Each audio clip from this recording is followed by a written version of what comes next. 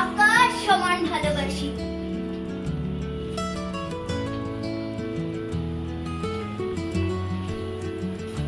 তোর প্রজেক্টটা হলো? বইগুলো ফেলে রেখে কি করছিস? ওই প্রকৃতিটাকে দেখছি মা, দেখো কি সুন্দর প্রকৃতি। প্রকৃতি প্রকৃতি দেখে কি হবে? আরে পড়াটা কর।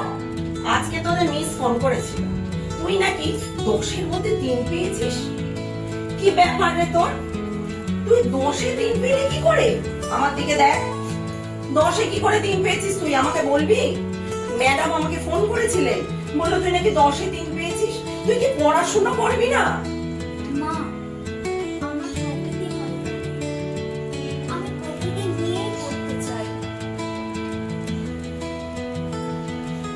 দেখো মা, তুই প্রকৃতিকে ভালোবাসিস, প্রকৃতি নিয়ে পড়তে চাইছিস।